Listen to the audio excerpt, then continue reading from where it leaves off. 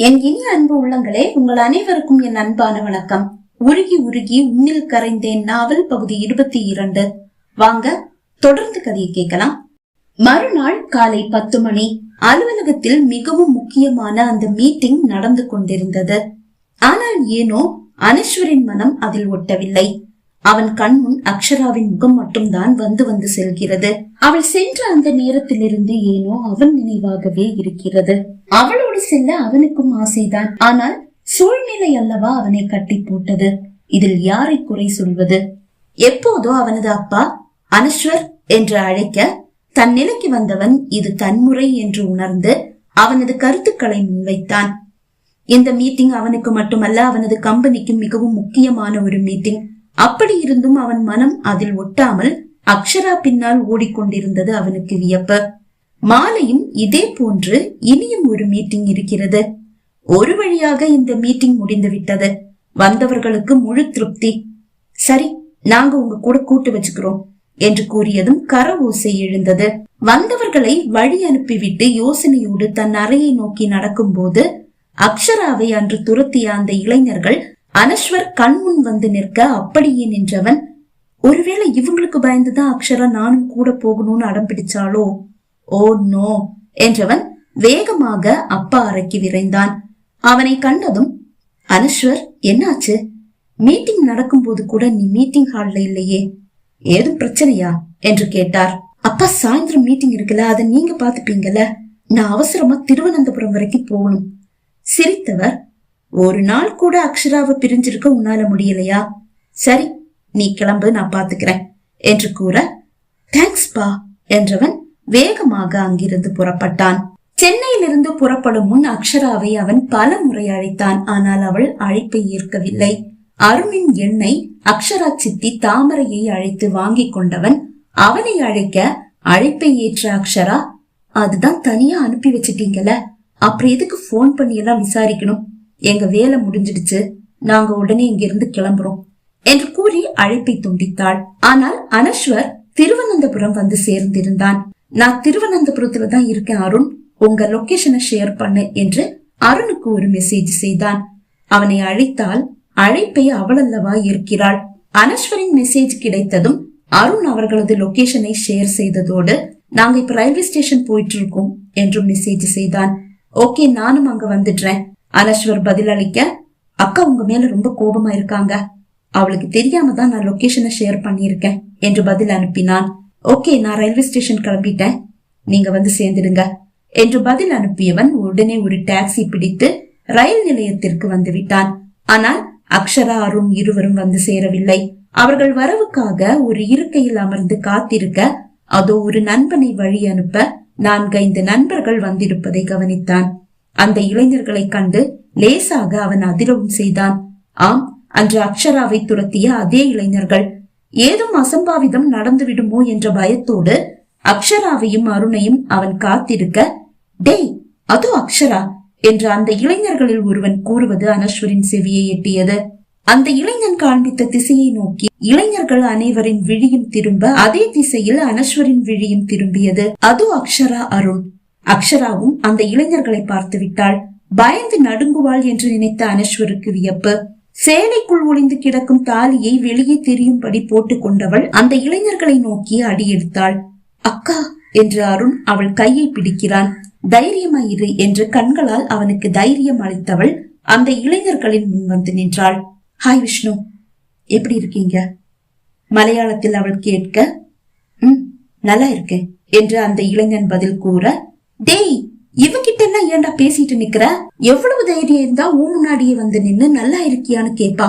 இவளை எல்லாம் நீ சும்மா விட்டதே தப்பு. நண்பர்களில் ஒருவன் ஆவேசமாக குரலை உயர்த்த கை உயர்த்தி அவனை அமர்த்தியவன் அக்ஷராவை பார்த்தான். நீ எப்படி இருக்க அக்ஷரா? அவள் கழுத்தில் தொங்கும் தாலியை பார்த்தபடியே, கல்யாணம் ஆயிடுச்சு போல என்று கேட்டான். ஆமா, நான் உங்களை வந்து சந்திச்சு மன்னிப்பு கேட்கணும்னு நினைச்சிட்டு இருந்தேன். ஆனா தைரியம் வரல. இப்ப உங்களை இங்க பார்த்தும் நான் பயந்து ஒளிஞ்சுக்கிட்டா சாகிற வரைக்கும் எனக்கு நிம்மதியே கிடைக்காது. நான் உங்ககிட்ட மன்னிப்பு கேட்கிறேன்றதுக்காக நான் தப்பு செஞ்சுட்டுதான் நீங்க தப்பா நினைக்க கூடாது. நான் எந்த தப்பும் செய்யல. ஆனாலும் மன்னிப்பு கேட்க வேண்டிய இடத்துல நான் இப்ப இருக்கேன். சாரி. ஏய், கொலை பண்ண முயற்சி செஞ்சுட்டு சிம்பிளா சாரி சொன்னா எல்லாம் சரியாயிடுச்சா? ஒரு நண்பன் கோபமாக கேட்டான். உண்மையை சொல்லணும்னா அது நான் இல்ல, ஆனா நீங்க யாரும் என்ன நம்ப போறதில்ல, அதனால விளக்கம் சொல்லாம மன்னிப்பு கேக்குறேன். அதையேதான் இந்த புத்தி கட்ட முட்டாளும் ஊமையில இருக்கிற காதல்ல எங்க கிட்ட சொல்லிட்டு இருக்கான். நீ சொல்றத இந்த பைத்தியக்காரன் வேணும்னா நம்பலாம், ஆனா நாங்க நார்மலா இருக்கோம். நாங்க எங்க கண்ணால பார்த்தத நீ இல்லைன்னு சொல்ற, அத நாங்க நம்பணும். டேய், அது அக்ஷரா இல்லடா, அவளை சொல்றாள்ல. எனக்கு அக்ஷராவுடைய நிழல கூட தெரியும். அன்னைக்கு என்ன சந்திக்க வந்தது அக்ஷரா மாதிரி இருக்கிற வேற ஒருத்தி. ஒருவேளை அக்ஷராவுடைய ட்வின் சிஸ்டரா கூட இருக்கலாம். அக்ஷரா, நீ கிளம்பு. விஷ்ணு கூற, தேங்க்யூ விஷ்ணு, என்ன ரொம்ப நல்லா புரிஞ்சு வச்சிருக்கீங்க. ஆமா அக்ஷரா, உன்னை நான் ரொம்ப நல்லாவே புரிஞ்சு வச்சிருக்கேன். நீ அந்த பொண்ணு மாதிரி இல்ல, ரொம்ப நல்லவ. அது அந்த பொண்ணு என்னுடைய ட்வின் சிஸ்டர் அகல்யா நினைச்சேன். ஆனாலும் அக்ஷரா மனசுக்குள்ள ஒரு சின்ன வருத்தம். என்ன, நான் நல்லவன் இல்லையா? நீ ஏன் என்னுடைய காதலை ஏத்துக்கல? நீங்க ரொம்ப நல்லவர் விஷ்ணு, ஆனா உங்க அப்பா அம்மாவுக்கு என்ன பிடிக்கலையே. புரியல. அவள் நடந்த அனைத்தையும் கூற, அவங்க வந்து உன்னை சந்திச்சு இப்படி பேசாம இருந்திருந்தா நீ என் காதலை நிராகரிச்சிருக்க மாட்டல்ல. அவளது பதிலுக்கு விஷ்ணு மட்டுமல்ல அனஸ்வரம் செவியை கூர்ப்பித்தான். அது எனக்கு தெரியல விஷ்ணு. சிரித்தவன், ஒரு பொய்யாவது சொல் கண்ணேன்னு தமிழ்ல ஒரு பாட்டு இருக்கு, அப்படி ஒரு பொய்ய கூடவா சொல்லக்கூடாது? சாரி விஷ்ணு, நான் யாருக்கும் சொந்தம் இல்லாம இருந்திருந்தா, என்னுடைய மனசுல என்னுடைய அனஸ்வர் இல்லாம இருந்திருந்தா தைரியமா அப்படி ஒரு பொய்ய சொல்லி உங்க மனசை குளிர்விச்சிருப்பேன். உங்களை முதல்ல பார்க்கும்போது உங்க அழகோ உங்க காதலோ உங்க நல்ல குணமோ எதுவும் என்னுடைய கண்ணுக்கு தெரியல. உங்க அப்பா அம்மா வந்து பயமுறுத்திட்டு போன அந்த பயம் மட்டும்தான் முன்னாடி வந்து நின்னது. அப்படி இருக்கும்போது எப்படி உங்க மேல காதல் வரும் விஷ்ணு? நீங்க ரொம்ப நல்லவர்னு எனக்கு தெரியும், ஆனாலும் உங்க மேல எனக்கு காதல் வரல, ஒரு பயம் உங்களை பார்க்கும் போதெல்லாம். பரவாயில்ல விஷ்ணு, என்னை விட நல்ல ஒரு பொண்ணு உங்களுக்கு கண்டிப்பா கிடைப்பா. உங்க அப்பா அம்மாவுக்கு பிடிச்ச ஒரு பொண்ணா பார்த்து கல்யாணம் செஞ்சுக்கிட்டு சந்தோஷமா இருங்க. கண்டிப்பா அக்ஷரா, உன்னையே நினைச்சிட்டு அப்படியே காரத்தை ஓட்டிடலாம் மாட்டேன். அது முட்டாள்தனம்னு எனக்கும் தெரியும். அக்ஷராவின் விழிகள் அவனது நண்பர்களின் மீது ஓடியது. இவ்வளவு அன்பான நண்பர்கள் கிடைக்க நீங்க கொடுத்து வச்சிருக்கணும். ஆனாலும் இவங்களுக்கு நான் கண்டிப்பா நன்றி சொல்லியே ஆகணும். எல்லாருக்கும் ரொம்ப நன்றி என்று கூற, எங்களுக்கு இதுக்கு நன்றி, நண்பர்கள் ஒரே குரலில் கேட்க, நீங்க என்ன துரத்திட்டு வராம இருந்திருந்தா நான் என்னுடைய அனஸ்வரை சந்திச்சிருக்கவே மாட்டேன் என்றாள். அனஸ்வரின் அகமும் முகமும் மலர்ந்த முடியாது. நீ ரொம்ப ஐஸ் வைக்கிற. அவனை அப்படியே பேசி மயக்கிட்ட. எங்களுக்கு நன்றி சொல்லி எங்களையும் மயக்க பாக்குற.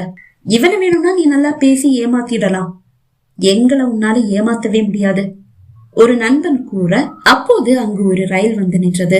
அதிலிருந்து அகல்யா இறங்க அதை மிகவும் தற்செயலாக கண்ட ஒரு நண்பன், டேய் அங்க பாரு இன்னொரு அக்ஷரா என்று கூற, அனைவரின் விழிகளும் அகல்யாவை நோக்கி திரும்பியது. ரயில் நிலையத்திலிருந்து வெளியே செல்ல தயாராகி கொண்டிருந்த அகல்யாவின் விழிகள் மிகவும் தற்செயலாக அக்ஷரா அருணின் மீது பதிந்தது. அவள் அருகில் நிற்கும் விஷ்ணுவையோ அவனது நண்பர்களையோ அவள் கவனிக்கவில்லை. தன் பேகை தோளில் மாட்டிக்கொண்டு நேராக அக்ஷரா அருகில் வந்தவள், அம்மா சொன்னாங்க நீ திருவனந்தபுரம் வந்திருக்கேன்னு. எனக்கு இங்க டெக்னோ பார்க்ல வேலை கிடைச்சிருக்கு. நான் திருந்தலான்னு முடிவு பண்ணிட்டேன். ஆனா இங்க உன்னுடைய ஒரு காதலன் இருந்தானே, அந்த பையனுடைய கண்ணிலையோ அவனுடைய ஃப்ரெண்ட்ஸுடைய கண்ணிலையோ சிக்கிடுவோமோன்னு ரொம்ப பயமா இருக்கு. அவன் கிட்ட கூட இப்ப மன்னிப்பு கேட்கணும்னு தோணுது. அவள் கூற, அப்படின்னா கேட்டுடு. அக்ஷராவும் கூற, அப்போதுதான் விஷ்ணுவை கவனித்தாள் அகல்யா. ஐயோ என்று அவள் கத்தியை விட சிரித்த விஷ்ணு, பயப்பட வேண்டாம், உன்னை நான் எதுவும் பண்ண மாட்டேன். ஆனா உன் மேல எனக்கு இப்பவும் கோபம் உண்டு. அக்ஷரா மாதிரி இருக்கிறதால அக்ஷராவா நடிச்சு என்ன நீ தள்ளிவிட்ட பாரு, அந்த கோபம். ஆனாலும் அக்ஷராவை என்னுடைய ஃப்ரெண்ட்ஸ் புரிஞ்சுக்க உன்னுடைய இந்த என்ட்ரி ரொம்ப அவசியமா இருந்தது. இனிமே இந்த மாதிரி யார் வாழ்க்கையிலையும் விளையாடாத. அவன் சிறிது கோபமாகவே கூற, அப்போது விஷ்ணு புறப்பட வேண்டிய ரயில் கிளம்ப போகிறது என்ற அறிவிப்பு முழங்க, எனக்கு டைம் ஆச்சு, நான் கிளம்புறேன் என்று கூறி விஷ்ணு அக்ஷராவுக்கும் தன் நண்பர்களுக்கும் கையசைத்து விட்டு ரயிலில் ஏறிக்கொண்டான். அகல்யா வெளியே செல்ல அக்ஷராவும் மெல்ல முன்னோக்கி நடக்க ஆரம்பித்தாள். அவளோடு அருணும் நடந்து வர அவர்கள் எதிரில் வந்து நின்றான் அனஸ்வர். அவனை கண்டதும் அக்ஷரா கோபத்தில் முகத்தை தூக்கி வைத்துக் கொள்ள, மத்தவங்க கிட்ட என்ன பத்தி பேசும்போது உன்னுடைய வார்த்தையில தெரியற காதல் என்ன பார்க்கும்போது இல்லையே. நான் உங்க மேல எப்பவும் பாசமா தான் இருக்கேன். அது உங்களுக்கு தான் புரியல. காதல் மட்டும் இல்ல அக்ஷரா, எதுவா இருந்தாலும் கொடுக்க வேண்டியது கொடுக்க வேண்டிய நேரத்துல கொடுக்காம இருந்தா அதுக்கு மதிப்பே இல்ல. அத மனசுக்குள்ள பூட்டி வச்சாலும் அதுக்கு எந்த மதிப்பு மரியாதையும் இல்ல. இவன் என்ன கூறுகிறான்? அவள் மனதில் குழப்பம். சரி, இங்க எதுக்கு வந்தீங்க? இவனுக்கு லீவ் இல்லைன்னு சொன்னான். இன்னைக்கே கோயம்புத்தூர் கிளம்பி ஆகணும்னு சொன்னான். அதுதான் டிக்கெட் கிடைச்சா இவனை கொண்டு போய் கோயம்புத்தூர் விட்டுட்டு வந்துடலான்னு வந்தேன். அவ்வளவு அவசரம்னா பிளைட்ல டிக்கெட் பாத்துருக்க வேண்டியது தானே. எல்லாம் செக் பண்ணிட்டோம். எமர்ஜென்சில கூட ஒரு டிக்கெட் இல்ல. ஓ அப்படியா, சரி பரவாயில்ல. ஒரு டாக்ஸி புக் பண்ணிட்டு இப்பவே கோயம்புத்தூர் கிளம்பலாம். இவன் அங்க விட்டுட்டு நம்ம சென்னை போலாம். அதுக்கு முன்னாடி பசிக்குது, சாப்பிடலாமா? அனஸ்வர் கேட்க சரி என்று அவள் தலையசைக்க மூவரும் ஹோட்டலை தேடி நடக்க ஆரம்பித்தனர். ஆனால் அக்ஷரா மனம் அனஸ்வர் எதை பற்றி கூறுகிறான் என்று யோசித்துக் கொண்டே வந்தது. மூவரும் உணவை முடித்துக் கொண்டு டாக்ஸி புக் செய்து கொண்டு கோயம்புத்தூர் புறப்பட்டனர். டிரைவரோடு முன்னிருக்கையில் அருண் ஏறிக்கொள்ள அனஸ்வரும் அக்ஷராவும் பின்னிருக்கையில் ஏறிக்கொண்டனர். பயணமும் ஆரம்பித்து விட்டது. அக்ஷரா மட்டும் ஏதோ சிந்தனையிலேயே மூழ்கி கிடந்தாள். இரவு 10 மணி ஆன போது கோயம்புத்தூரை எட்டிவிட்டனர். அருணை விடுதியில் விட்டுவிட்டு இருவரும் ஒரு ஹோட்டலுக்கு வந்து அறை எடுத்த பின் டாக்ஸியை அனுப்பிவிட்டனர். காலையில அருணை பார்த்துட்டு உடனே சென்னை கிளம்பிடலாம். அறையை நோக்கி நடக்கும் போது அனஸ்வர் கூற சரி என்று தலை அசைத்தவள் சிந்தனையிலேயே மூழ்கி கிடக்க, என்னாச்சு? யோசனை எல்லாம் ரொம்ப பலமா இருக்கு. சத்தியமா நீங்க பேசுறது எனக்கு புரியவே இல்ல. ரொம்ப குழப்பமா இருக்கு. எனக்கு உங்க மேல பாசம் இருக்கு. அத நான் வெளிப்படையா தானே உங்ககிட்ட சொல்லிட்டு இருக்கேன். அப்படி இருந்தும் நான் என் காதலை என்னுடைய பாசத்தை வெளிப்படுத்தலன்னு நீங்க சொல்றது எனக்கு புரியல. அவன் அமைதியாக அறைக்கு வந்தான். அவள் அப்போதும் குழப்பத்தோடு அவனை பார்க்க, நீ படுத்து தூங்கு, எதுவா இருந்தாலும் காலையில பேசிக்கலாம் என்று கூறியவன் பயணம் செய்த களைப்பில் இருந்தாலும் குளியல் அறைக்கு சென்று குளித்து விட்டு வந்து படுத்து கொண்டான். அவளும் குளித்து விட்டு வர ஆழ்ந்து உறங்குகிறான் அனஸ்வர். இவன் ஏன் இப்படி நடந்து கொள்கிறான்? அவளுக்கு புரியவில்லை. இவனுக்கு தன் மீது எந்த அளவு காதல் இருக்கிறது, பாசம் இருக்கிறது, ஆசை இருக்கிறது என்று அவள் நன்கு அறிவாள். அப்படி இருந்தும் இவன் ஏன் தன்னிடமிருந்து விலகிச் செல்கிறான்? அவளுக்கு எதுவும் புரியவில்லை. உறக்கமும் வரவில்லை. செல்லை எடுத்து அவள் நோண்ட ஆரம்பித்தாள். அப்போதுதான் கணவன் மனைவி உறவை பற்றிய ஒரு கட்டுரை அவள் விழிகளில் விழுந்தது. வெறுமனே அதை வாசிக்க ஆரம்பித்தாள். ஊடலும் கூடலும் என்ற பத்தியின் மீது அவள் விழிகள் மெல்ல மேய ஆரம்பித்தது. அதில்தான் அவளுக்கு அனஸ்வர் போட்ட புதிரின் விடை கிடைத்தது. ஆண்கள் எப்போதும் தன் துணையின் அன்புக்கும் அரவணைப்புக்கும் இயங்குவார்கள். ஊடலுக்கு பின் ஏற்படும் கூடலில் தன் துணையின் பாசத்தை அவர்கள் வார்த்தையில் அல்ல, செயலில் காண்பிக்கத்தான் விரும்புகிறார்கள். ஆனால் பெண்களோ ஆசையும் காதலும் வெளிப்படுத்தும் உரிமை ஆண்களுக்கு மட்டும்தான் சொந்தம் என்பது போல் அவர்கள் ஆசையை புரிந்து கொள்வதும் இல்லை, செயலில் காண்பிப்பதும் இல்லை. அது தவறு என்று அந்த பத்தி தொடர நாணத்தில் முகம் சிவந்த அக்ஷராவுக்கு அனைத்தும் புரிந்தது. அவன் எதற்காக ஏங்குகிறான் என்பதும் புரிந்தது. செல்லை அணைத்து படுக்கையில் போட்டுவிட்டு அவளுக்கு முதுகை காட்டி படுத்திருக்கும் அனஸ்வரோடு ஒட்டி உரசி மிகவும் நெருக்கமாக படுத்துக் கொண்டாள். அவளது உடலின் உஷ்ணம் அனஸ்வரின் உறக்கத்தை கலைத்தது. மெல்ல தலை திருப்பி அவளை பார்த்தான். விழி மூடி கிடக்கும் அக்ஷராவை கண்டு ஏமாற்றத்தோடு தலையை திருப்பிக் கொண்டவன், கடைசி வரைக்கும் இவ என்ன புரிஞ்சுக்க மாட்டா போல முணுமுணுத்தபடியே விழிகளை மூடிக்கொண்டான். அவனை சுற்றி வளைத்துக் கொண்டது அக்ஷராவின் கரம். அவளது சூடான மூச்சு காற்று அவன் பின்கழுத்தில் படவும், அதன் பின்னால் அவளது சூடான இதழ்கள் அவன் பின்கழுத்தில் பதியவும் சரியாக இருந்தது. அகமும் முகமும் மலர்ந்த அனஸ்வரின் இதழ்களில் குறும்பு புன்னகை ஒன்றும் தவழ்ந்தது. அப்படியே திரும்பி அவளை வாரி அணைத்தவன் அவளை தூக்கி தன் மார்பில் போட்டுக் கொண்டான். அவள் நாணத்தில் முகத்தை அவன் மார்பில் புதைத்துக் கொள்ள, கடைசியில உனக்கு விடை கிடைச்சிருச்சு போல என்றான். ஆம் என்று அவள் தலையை அசைக்க ஆசையாய் அவன் கரம் அவள் மேனியை வருட ஆரம்பித்தது.